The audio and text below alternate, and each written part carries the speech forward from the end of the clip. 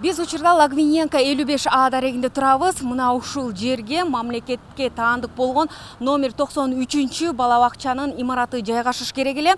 Бирок буга чейин аталган жерге Бишкек кийим тигүү фабрикасы жайгашкан болчу.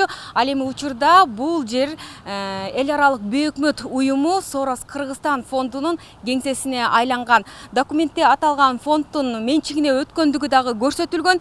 Аталган фонддун ишмердүүлүгү тууралуу социалдык тармактарда тасмалар пайда болду. Анда азыркы Сорос Кыргызстан фонду жайгашкан имаратты 1995 жылы мамлекеттик мүлк фонду Тышкы иштер министрлигине 3 жыл убактылуу колдонууга берет. Бирок аталган имараты бала бакча макамы сакталып калган. Кийин белгисиз себептерден улам мамлекеттик мүлк фондунун токтомуна өзгөртүүлөр киргизилген. Тагыраагы 3 жыл ижарага деген жери алынып салынган. 1999 жылы Тышкы иштер министрлиги бул имаратты сатыкка койгон. Имаратты сатып алуучу ошол эле Сорос Кыргызстан фонду.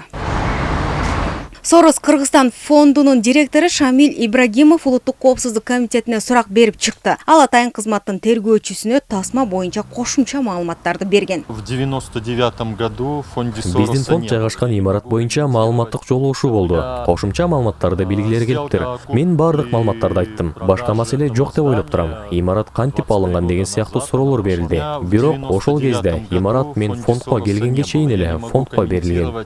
30 жыл аралыгында Сорос Кыргызстан фонду Кыргызстандагы долбоорлорго $63 000 жумшаган деп көрсөтүлгөн. Эксперттердин айтымында аталган сумма 10 эсеге жогору болушу мүмкүн. Бирок акча улуттук долбоорлорго багытталган эмес, тескерисинче фонддун жана анын кураторлорунун кызыкчылыктарына каржыланган.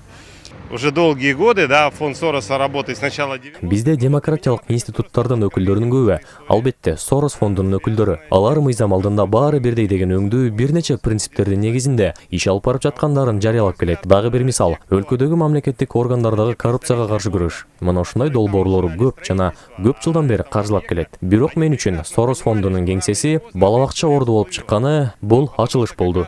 Серепчилердин айтымында көпчүлүк бейөкмөт уюмдардын каражаттары идеологияга каршы келген долбоорлорду ишке ашырууга жумшалат. Анткени каражат кайдан келип турса, кызыкчылык ошол тарапта.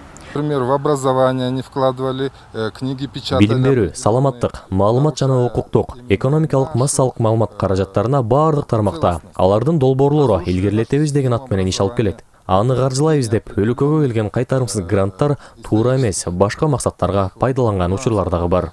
Өлкөдө социалдык объектилердин жетишсиздиги учурда негизги маселе, андыктан имаратты мамлекеттин менчигине кайтаруу учурдун талабы. Мындан улам тиешелүү органдар чара көрүшү керек дешет эксперттер. Сүйнөт Агаева, Бакыт Кыязов, ЛТР, Бишкек.